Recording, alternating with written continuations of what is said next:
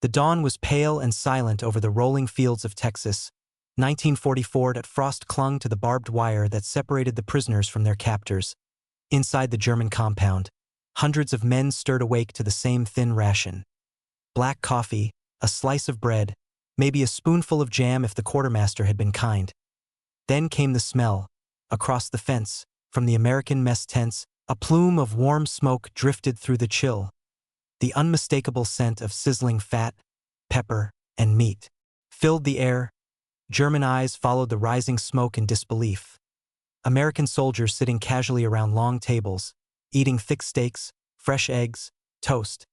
Some laughed, some smoked, their uniforms clean, their boots shining. To men who had survived on potatoes and fear on the Eastern Front. It felt like another world. A world that shouldn't exist amid war. And yet, there it was. The moment when German prisoners realized that the Americans were not just well-fed. They were winning because of 8 by 1944. The Second World War had turned into a war of exhaustion. Europe was a continent starved of everything: fuel, food, and hope. Cities lay in ruins, supply lines crumbled under relentless bombing, and soldiers on every front fought not only the enemy but hunger itself. And the east, German troops clawed at frozen ground near the Dnieper, sustained by meager bread rations and horse meat. On the Western Front, Luftwaffe pilots flew missions on watered-down fuel, while the Wehrmacht reduced food portions to barely 1,200 calories per day.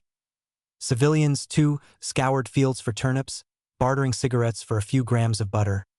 The Reich was starving, both literally and economically, its dream of conquest collapsing under the weight of logistics it could no longer sustain. And then there was America. Across the Atlantic, the United States was not only feeding its own population of over 130 million, it was feeding its allies. Through the Lend-Lease program, it sent millions of tons of food, fuel, and machinery to Britain, the Soviet Union, and China. Its industrial power seemed limitless, its supply lines unbreakable. For every loaf of bread a German soldier received, an American one got 3, plus bacon, eggs, and hot coffee.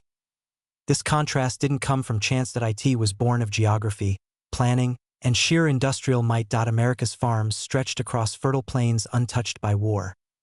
Its factories roared day and night, turning out everything from tanks to canned peaches.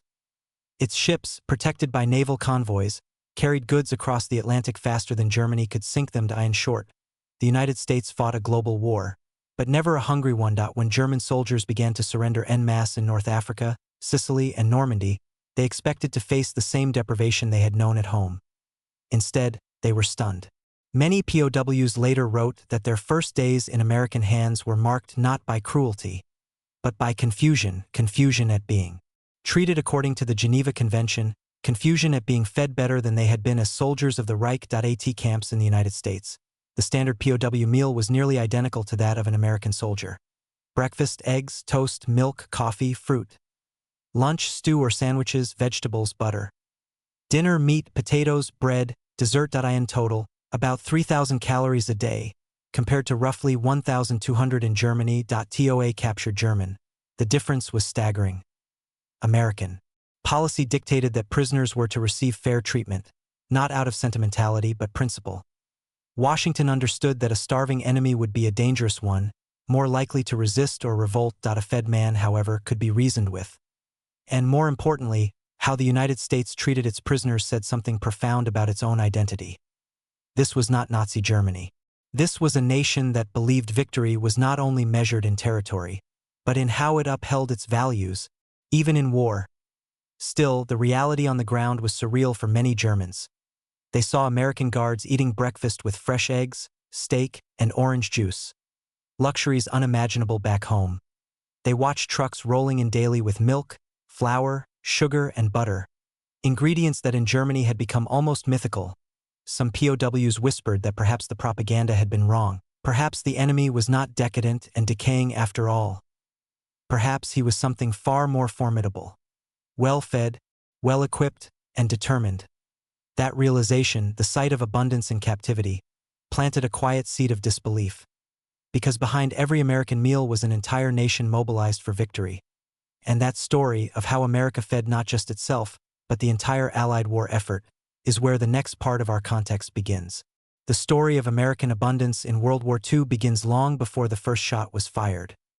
When war erupted in 1939, the United States was still recovering from the Great Depression. Yet its industrial base was unmatched. Factories that once made cars and refrigerators were soon retooled to produce tanks, rifles, and ships. By 1942, President Franklin D. Roosevelt had declared the nation the arsenal of democracy. But that arsenal didn't just forge weapons, it produced food.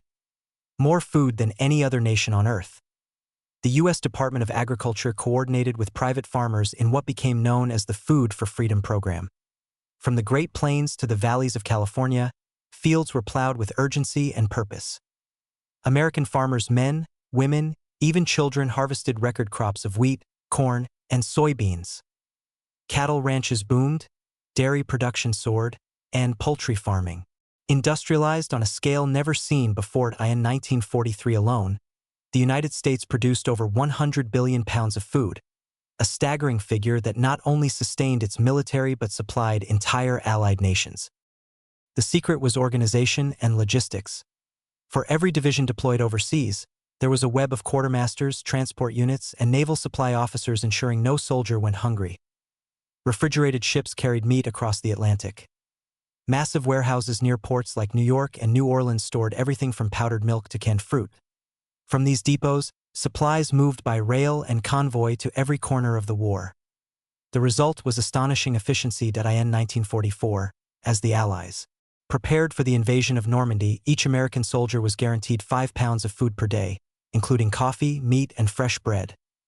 The Germans, in contrast, could barely feed their men 2 pounds. While Wehrmacht soldiers boiled grass or horse meat on the Eastern Front, American GIs in England were enjoying steak, eggs, and butter delivered from Iowa farms. The logistical difference was not only about comfort, it was a weapon nutrition-shaped endurance. A well-fed soldier could march farther, fight longer, and recover faster. Field rations like the K ration and C ration were designed with precision. High-calorie, compact meals that could fit in a pack and last for days. They included biscuits, canned meat, chocolate, and powdered drink, the essential fuel of modern warfare. But when stationed at permanent bases or safe zones, American troops were treated to something even better: fresh food, flown or trucked in from depots in places like England or North Africa. Entire mobile kitchens followed the front lines. Eggs, milk, and fresh vegetables were brought daily to feed thousands. Even coffee, a small comfort, was considered essential. It was morale in a cup.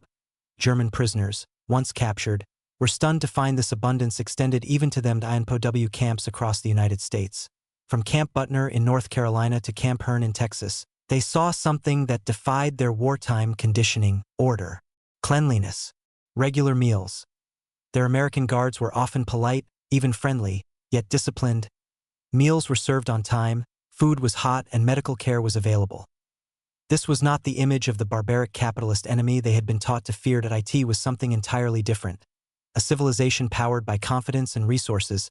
Behind that abundance lay a social contract. Every American family was involved in the war effort, not just by fighting, but by farming, canning, and conserving. Victory gardens sprang up in millions of backyards. Schoolchildren collected tin and rubber while their parents worked double shifts in factories.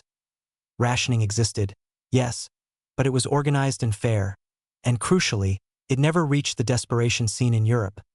This harmony between industry, agriculture, and morale made America unique. It was a nation that could send Liberty ships packed with tanks and oranges, that could wage war without hunger. To German prisoners, this reality was impossible to ignore. It wasn't only about the food, it was what the food represented. It was power, discipline, and a way of life where the individual was cared for because the system worked. In letters home, when aloud, many POWs described their astonishment. They wrote of abundance, of fair treatment, and of confusion. How could a nation so rich and free fight so hard, so efficiently? That question, the psychological impact of witnessing such prosperity amid defeat, forms the human and moral core of this story. And that is where the angles begin. Point 1.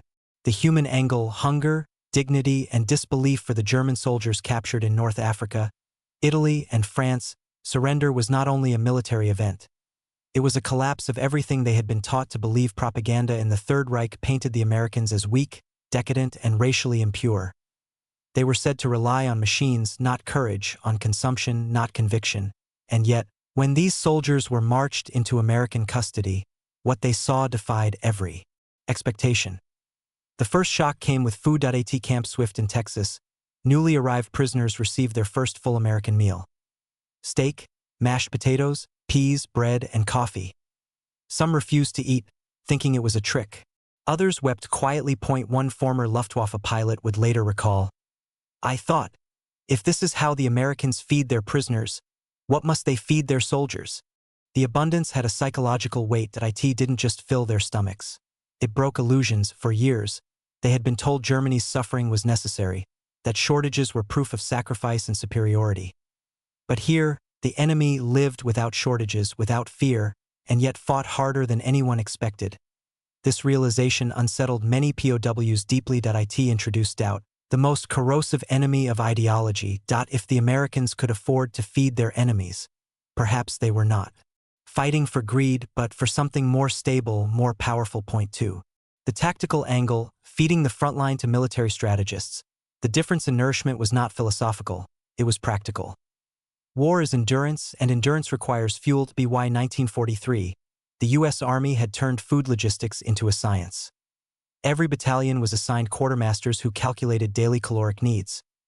Refrigerated trucks, mobile kitchens, and standardized ration kits followed divisions through every advanced. In the Pacific, engineers built field refrigeration units. In Europe, supply trains delivered fresh produce behind every major push. The philosophy was simple. A fed soldier fights longer, shoots straighter, and thinks clearer. German divisions, by contrast, were decaying from within. The supply collapse of late 1944 meant entire units went without regular meals. A Wehrmacht infantryman on the Western Front might survive days on moldy bread and coffee substitute. Roasted acorns, not beans. On the Eastern Front, starvation was as deadly as Soviet bullets. The Americans, meanwhile, treated nutrition as strategy. In Normandy, the advance inland after D-Day was sustained by the Red Ball Express, a 24-hour convoy system of trucks delivering fuel, ammunition, and food non-stop from the beaches to the front. Each driver knew that behind every crate of rations was the momentum of an army that never ran empty. It was a kind of invisible warfare. One fought not with rifles but with logistics. The Germans could not match it.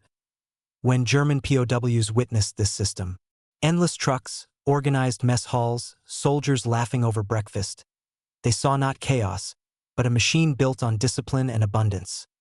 And in war, that combination is unbeatable. Point 3. The leadership angle, the morale doctrine behind every hot meal. There was policy.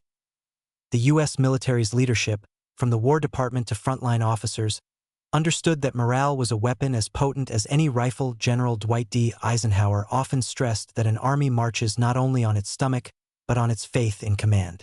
That faith came from visible care, warm food, clean uniforms, mail from home. Every small comfort reinforced a soldier's belief that his country valued him.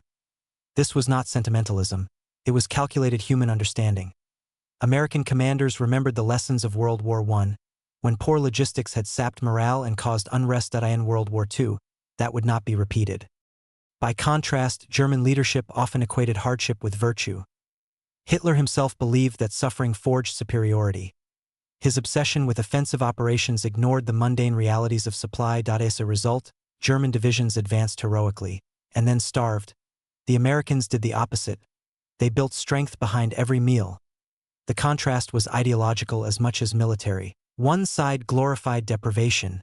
The other mastered abundance. The German POWs who saw their captors eat steak while they lined up for rations, the lesson was silent but undeniable. The Americans had turned prosperity into power. And soon, the prisoners would begin to see that abundance not as arrogance, but as evidence of something deeper. A moral system that treated even enemies with fairness. That realization forms the next set of perspectives, where technology, morality, and propaganda collide. Point 4. The technological angle, feeding an army of millions. The American soldier's meal was more than sustenance. It was an engineering marvel. Behind every ration tin, every loaf of bread, there stood a vast industrial network that blurred the line between factory and battlefield. The U.S. Army Quartermaster Corps managed one of the largest logistical operations in human history. By 1944, Over 600,000 personnel were dedicated solely to feeding the military. They planned menus, tested packaging, and designed food that could survive tropical humidity, desert heat, or Arctic cold. This gave birth to innovations still familiar today. Canned meat, dehydrated milk, instant coffee, products born from necessity and perfected by scale. Each K ration meal was lightweight, nutritious, and shelf-stable. Each C ration could be eaten hot or cold, depending on combat conditions. Even something as simple as bread was an industrial feat. Field bakeries operated near front lines, capable of producing tens of thousands of loaves per day. In Italy, entire mobile bakery units followed the Fifth Army across the Apennines, ensuring soldiers had fresh bread wherever they went. The effect was more than comfort, it was consistency. American troops could depend on reliable meals, day after day. In contrast, the German soldier faced unpredictability. Their supply chain relied heavily on rail, vulnerable to Allied bombing, and a shrinking agricultural base back home. By late 1944, even elite panzer divisions were foraging for food. This technological edge, invisible to most, was one of the quiet engines of Allied victory. While the Germans built rockets and tanks, the Americans built systems, and one of those systems was food. 5. The moral angle, humanity in uniform. If logistics fed the body, morality fed the soul. The treatment of prisoners reflected more than military efficiency, it revealed the moral philosophy of the nations at war. Under the Geneva Convention of 1929, prisoners of war were entitled to humane treatment, including adequate food and medical care.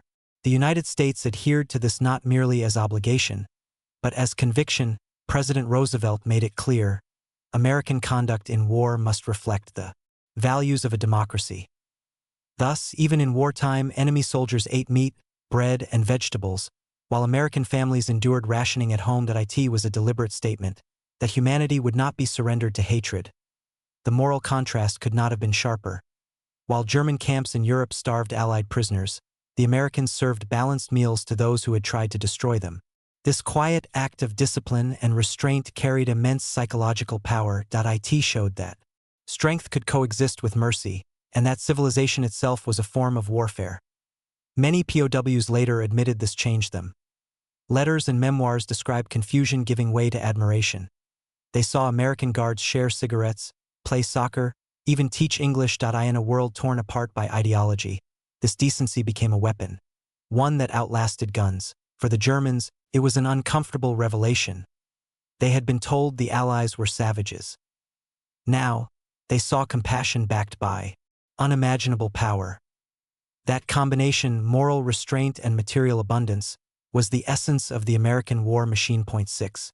The enemy propaganda angle. The collapse of a myth. Propaganda thrives on ignorance, and by 1944, the Nazi regime depended on lies to maintain faith. Joseph Goebbels' Ministry of Propaganda worked tirelessly to portray the Allies as hypocritical conquerors, feeding themselves while the world starved. The German people were told that America's wealth was superficial, a bubble that would burst under hardship. But the POWs saw the truth with their own eyes. They witnessed American efficiency, order, and generosity firsthand. When they wrote home through censored letters, they hinted at what they saw: food, fairness, and even opportunity. Some worked on American farms, earning small wages and eating the same meals as the laborers beside them. The contrast between that and the hunger in their homeland was devastating. Goebbels feared this. He instructed censors to suppress POW correspondence that might undermine morale. Yet rumors spread anyway. By 1945, word had reached Germany. The Americans lived well, even in war. They were not starving, not desperate, they were thriving. This revelation shattered one of the Nazi regime's core illusions, that the Allies were weak because they were free. Freedom, it turned out, had produced abundance. And discipline, not oppression, had maintained it. When German POWs looked across the wire and saw their captors eating steak and eggs, they weren't just seeing food. They were seeing the tangible proof of everything their leaders had denied, the proof that democracy could outproduce dictatorship. That realization marked a silent turning point in the psychological war. And soon, that silent recognition would meet the violent turning point on the battlefield, where the full might of American abundance would crush the starving Reich. Winter, 1944. Across Europe, the Reich was cracking. From the snow-covered forests of the Ardennes to the shattered ruins of Warsaw, German soldiers faced a truth they could no longer deny. Their world was collapsing from within. The Battle of the Bulge was Hitler's last gamble, a desperate counteroffensive meant to break the Allied line and buy time. But as the offensive stalled, German soldiers found themselves running on fumes. Fuel was scarce, ammunition low, and rations non-existent. Entire divisions scavenged for food, raiding civilian homes, boiling stolen potatoes in helmets. Letters home spoke of hunger, exhaustion, and disbelief. Meanwhile, their opponents, the Americans, fought with full bellies. Even in the Ardennes freezing cold, mess trucks rolled in behind the front with hot coffee, tinned meat, and fresh bread. Soldiers huddled around stoves, sipping warmth from metal cups, as the snow fell over forests thick with death. German officers who were captured during and after the battle were stunned by what they saw in Allied camps. The Americans had everything. Fresh uniforms, warm socks, medical supplies, cigarettes, chocolate. It wasn't decadence. It was organization, and it was unbreakable at Camp Butner, North Carolina. One group of captured officers, veterans of the Eastern Front, watched American soldiers eat breakfast through the mess hall window. Plates loaded with bacon, eggs, pancakes, and milk. They whispered to each other, half in awe, half in disbelief. One officer muttered, "If we had eaten like that, we might have won." Another replied, "If we had leaders like theirs, we would not have needed to." That was the unspoken revelation. Abundance wasn't luck, it was leadership. It was the system that produced it, the will to plan and provide for millions. In Europe, the same truth was visible on every battlefield. When American supply convoys rolled through France, civilians stood and stared. Truck after truck, endless streams of food, fuel, medicine, everything labeled, categorized, and accounted for. The exhausted Wehrmacht soldiers facing them, it looked like a machine that could never be stopped. Captured German troops often described this moment as the breaking point, not of physical resistance but of faith. Faith in Hitler's words. Faith in the idea that Germany could still win through willpower alone. Because willpower couldn't refill an empty stomach. And ideology couldn't replace calories. At Camp Hearn in Texas, a former SS sergeant later recalled how the prisoners would smell the food from the American side of the compound each morning. It wasn't torture. It was proof. Proof that the Reich had lied to them about everything.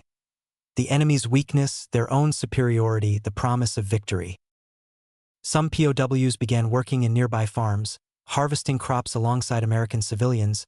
They were fed the same meals as the workers, paid small wages, and treated fairly. Many were bewildered. For years, they had been told that Americans were greedy imperialists, enslaved by capitalism. But the people they met were free, and yet more disciplined, more generous, and better fed than the so-called master race. Back in Europe, the German home front was starving. Bombing raids had crippled transport networks. Crops rotted in fields. The winter of 1944-45 became one of the coldest in memory, and one of the hungriest. Civilians lined up for thin soup and ration bread, while soldiers begged for food that never came. By contrast, American troops in France were celebrating Christmas dinner, complete with turkey, stuffing, and pie. Photographs show GIs smiling in ruined villages, their tables laid out with metal trays and hot meals. The Germans who witnessed it, it was a scene almost obscene in its contrast, and yet profoundly human. This was not just victory through firepower. It was victory through sustainment. Through the belief that no man fighting for democracy should go hungry. In that winter, as POWs watched American soldiers eat in warmth and confidence, the truth became impossible to ignore. The Reich had lost not only the war of weapons but the war of systems. And the realization would deepen even further as these men began to live day by day within the machine of American abundance. Inside the POW camps that would change their view of the world forever. By early 1945, over 370,000 German prisoners of war were living in the United States. They were scattered across more than 600 camps from California to New Jersey. Vast enclosures of wood, wire, and watchtowers built with military precision. But behind the fences, life followed a rhythm that stunned those who lived. At Camp Shelby, Mississippi, mornings began with the same sound. A bugle call followed by the clatter of trays in the mess hall. American cooks prepared meals not only for their troops but also for the prisoners, a policy that, to German eyes, bordered on insanity. Meat, eggs, vegetables, butter, all served warm and on schedule. The calorie count, strictly regulated by U.S. Army guidelines, averaged nearly 3,000 per day. At first, the Germans assumed it was a trick, a propaganda gesture for Red Cross inspectors. But the food kept coming, day after day, week after week. Some prisoners began to gain weight, the first time they had in years. Others wrote in secret diaries that they felt guilt eating so well while their families back home starved under Allied bombing. Still others began to ask themselves questions no propaganda could silence. If this is how America treats its enemies, what kind of nation treats its own people? In the dining halls, conversations often fell silent. Men stared at their plates, then at the guards who stood nearby, young Americans, polite but firm, wearing clean uniforms and carrying themselves with quiet confidence. There was no hatred in their eyes, only ordered at Camp Concordia in Kansas. Prisoners were sometimes allowed to work on local farms. They milked cows, harvested wheat, and repaired barns alongside American farmers. At lunchtime, they sat together, the guards and the Germans, eating the same sandwiches, drinking the same coffee. One farmer reportedly told a POW, "A man who works should eat." It was a simple phrase, but to men raised in a culture of hierarchy and obedience, it carried weight. Here, dignity came not from rank, but from labor. Everywhere, small scenes like this played out. Quiet, mundane moments that collectively eroded years of indoctrination. In camp libraries, POWs were given access to books, German classics, American literature, even newspapers. They watched American newsreels showing life back home. Families smiling, factories bustling, children healthy and well fed. The contrast with Germany's propaganda was night and day. For many, this was the true turning point, not on a battlefield, but in the mind. The collapse of illusion. They had been told that liberal democracy was weak, decadent, doomed. Now they saw its strength expressed in simple daily order, in the regularity of meals, in the fairness of rules, in the abundance that flowed effortlessly through an open society. At Camp Tonkawa, Oklahoma, a young prisoner wrote in his journal, "The Americans live without fear. They plan, they produce, they eat. Even in war, they live as though peace still exists." That line captures the quiet revelation that swept through the POW population. America, they realized, was not merely rich, it was resilient. Its wealth was the product of freedom, not tyranny. Its soldiers were disciplined because they were respected, not because they were afraid. By the time Germany surrendered in May 1945, thousands of these men had undergone a transformation. They entered captivity as loyal servants of the Reich. They would leave it with questions, and in some cases admiration, for their captors, but admiration didn't erase shame. When news of Germany's surrender reached the camps, many prisoners fell silent.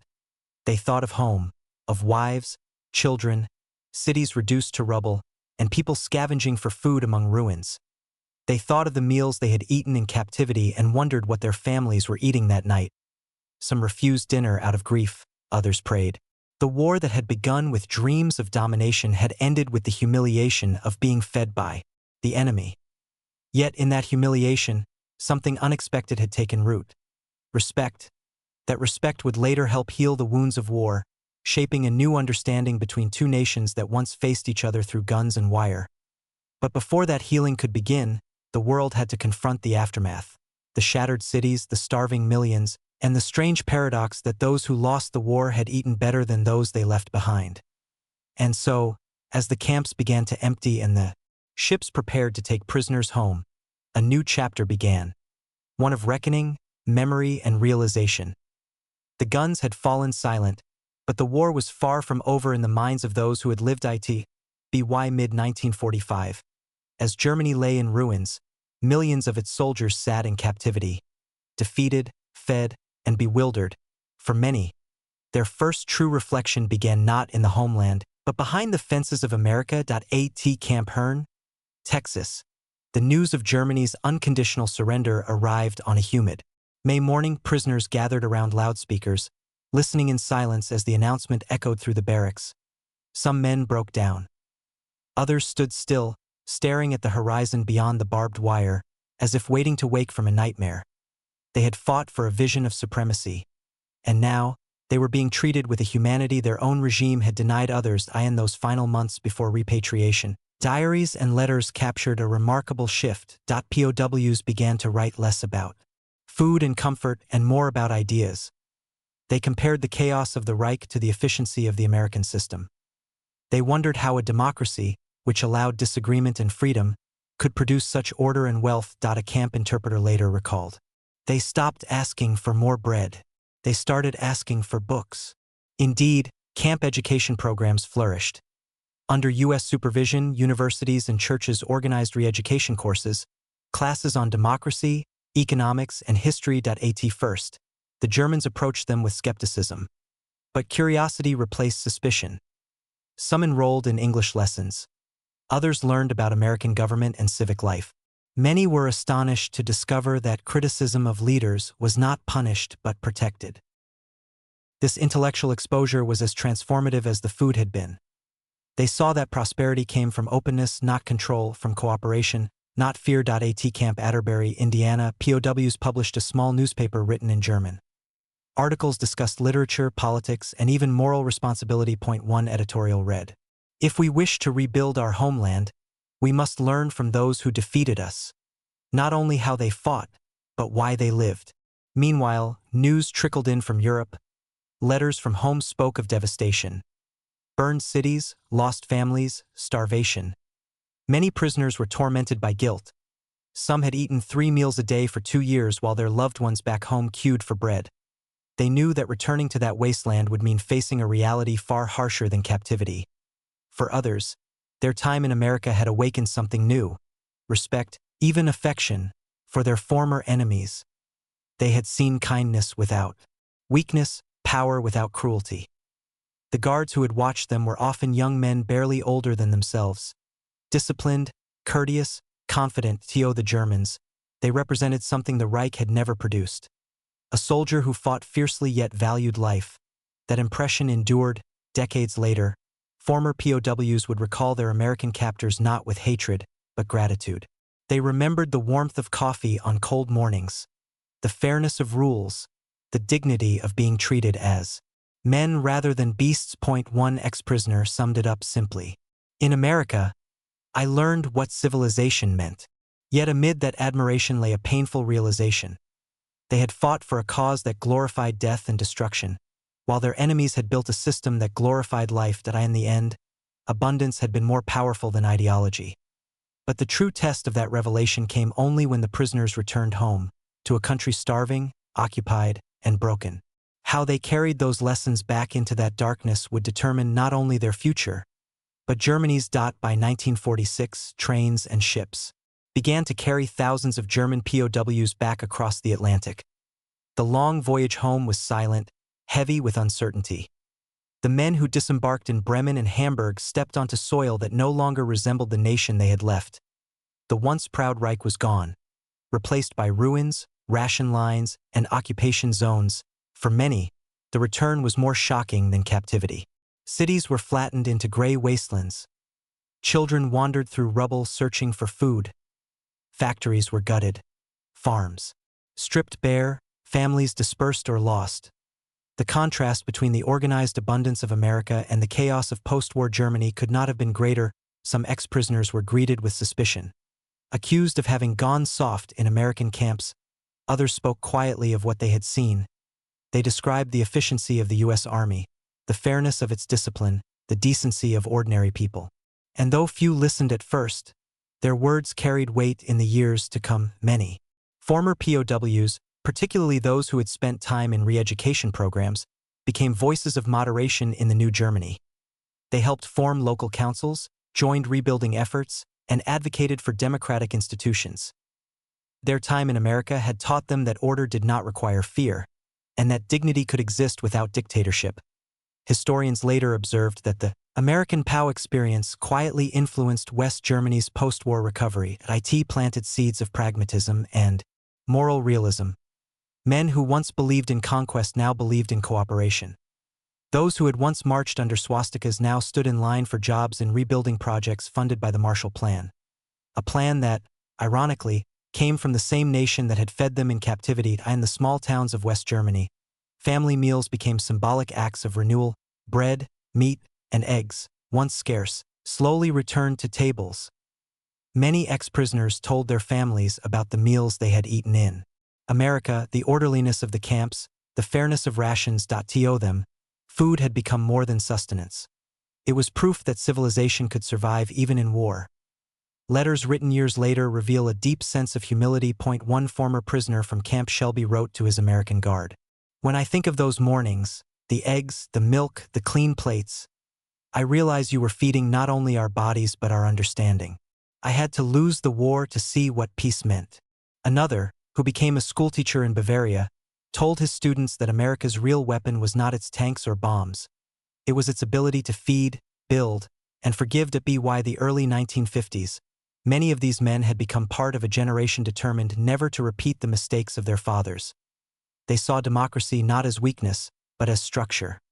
Prosperity not as indulgence, but as discipline. The memory of America's abundance became a quiet compass for a nation learning to live again. Yet not all could reconcile what they had seen. For some, the guilt of survival, of eating well while their families starved, lingered like a shadow.